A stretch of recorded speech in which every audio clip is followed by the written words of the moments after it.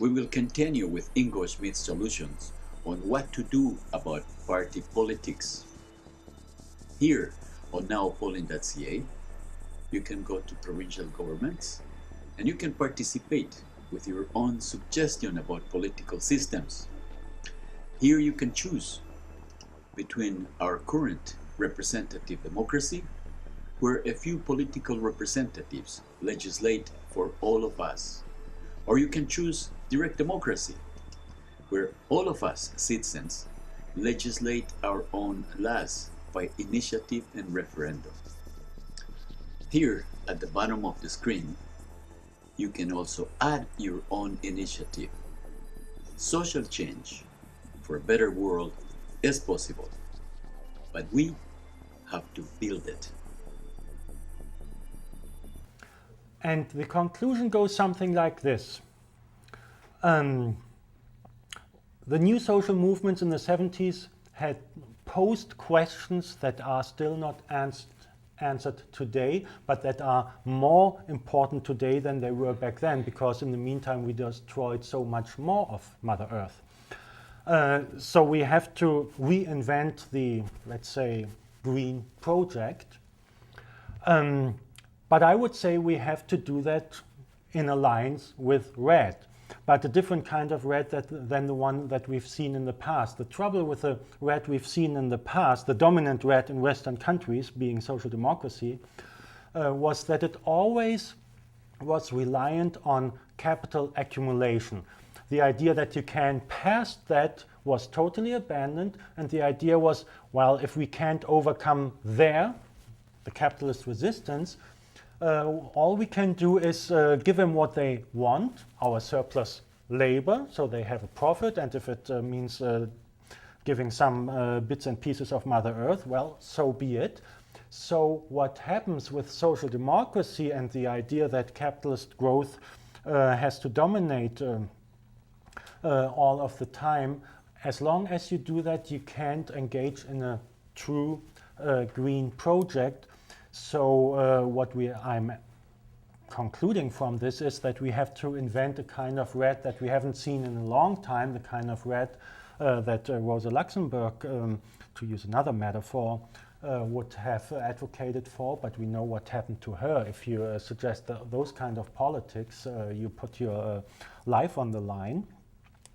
And of course, by advocating for socialism, essentially, so translating the red-green project from an electoral strategy into an eco-socialist project, I do not mean to diminish electoral politics.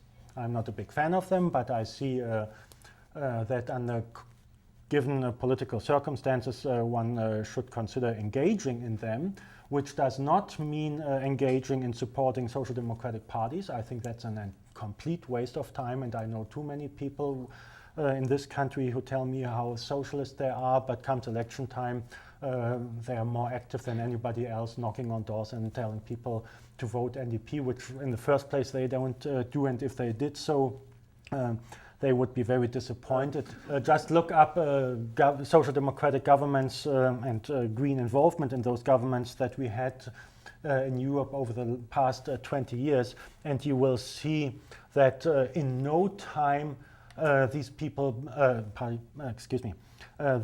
governments became unpopular. Sometimes they were only elected because people were so fed up with totally outworn conservative government. Sometimes they were elected with a true expectation that something could change, like Mr. Obama was. But the higher the hopes were, the greater was the disappointment. But I do think we have to reinvent our core ideas about what we actually mean by socialism. And if we do that, then we are positioned so that we can also talk about our steps. But if we don't know where we want to go, then there's no way of trying out the way to go there. So let's talk about the where we want to go first, and then we figure out the ways. And I'm sure you will help me in doing so in the discussion that we will have right now. Thank you very much. So Ingo, what's the main economic platform of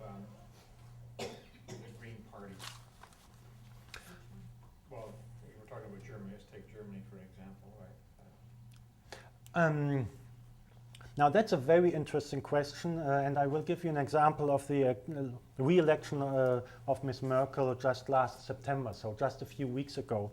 What happened prior to the election within the Green Party was that one of the original founders of the parties, who has done all the dirty stuff, for example, voting for the war in Yugoslavia, but somehow he had adopted some genuine social democratic ideas. He had started as a communist, a Maoist style communist in the 70s, but he had turned himself into genuine social democrat, which he didn't say openly because it would have destroyed him prior to the election. What he did was somehow using his reputation as an old Green Party builder, to basically push the party towards saying, we need to raise taxes on the rich. Well, that's as genuine social democratic as can be, and I'm totally in favor of doing that. It's a great idea, but it didn't fly at all. The Green vote went down from, I believe, 14% to, I believe, 10, just over 10. It's not dramatic, but considering the expectations, because in the meantime the Greens in the polls were close to 20%, it was considered a total defeat. And the votes hadn't been counted. You already had the right wing in the Green Party and the media all saying, well, you can't have those kind of policies. And in a way, they were just stating the obvious. And it feeds into what I said, kind of in a more satire style of way about these meditation in Nepal, Volvo driving Green supporters. You have to know in this regard that the average income of Green voters is the highest among all parties in Germany. The average income of Conservative Party voters is much lower because they're actually workers and unemployed people who vote Conservative, but you don't find any such people voting for the Green Party. And I'm pretty sure it won't happen again. What they're trying to do is say, well, let's create green markets. Like the Green Party was very much in favor of cap and trade mechanisms, selling licenses to destroy Mother Earth. That's what it essentially is. And while they did something in terms of re-roofing the economy, but what came out of that was that there is now a new faction in capital. There's energy suppliers who want to do nothing than digging coal, and others who want to do nothing but putting solar panels on roofs. The question, what happens when everybody has a solar panel, never gets raised, then they will look for new green markets.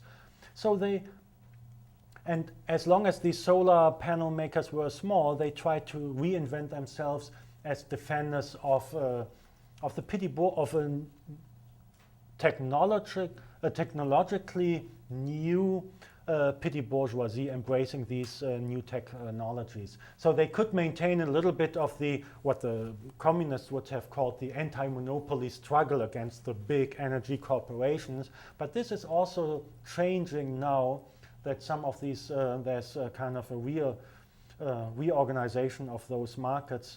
Only a few big solar makers will survive, and all the others are already starting to go bankrupt. And where the Greens will go after that, I don't know, but the chance they will try social democracy again, I don't see that. So is there any element, other than what you've mentioned, of there being a green jobs strategy? Well, the green jobs strategy is, it's actually what ecologists and environmentalists call greenwashing.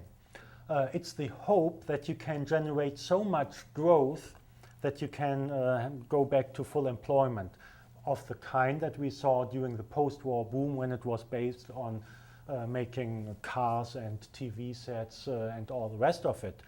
But that does not include, of course, the question whether there should be as many cars, because that would destroy jobs, right? So there's talk about green jobs strategy, but from an environmental point of view, it's a disaster because it's suggesting to add on more to what we already have. So they would say, well, look, we now have these cars that only need 4 liters of gas per 100 kilometers, and that's good. Sure, is that good? But at the same time, they're selling 10 times more cars than was the case in the 70s, when cars on average would need like, what, I don't know, maybe 12 liters in Europe. So overall consumption of fossil fuels is not declining with that kind of green job strategy. And I think this is some work we have to do. First, being clear about what we mean by socialism or communism, or whichever word you want to use, and talk to those people we usually don't talk to. Because I don't think they are lost causes. Some people are lost causes, but most of them are not. They're just disoriented. And the more people we see following right-wing utopias, the more we should be reminded of the failures of ourselves to get in touch with these people. We have heard Ingo Schmidt recommending green socialists to communicate and reason with green capitalists in order to save Mother Earth. Here on nowpolling.ca, you can go to provincial governments and you can participate with your own suggestion about political systems. Here you can choose between our current representative democracy, where a few political representatives legislate for all of us, or you can choose direct democracy, where all of us citizens legislate our own laws by initiative and referendum. Here at the bottom of the screen, you can also add your own initiative.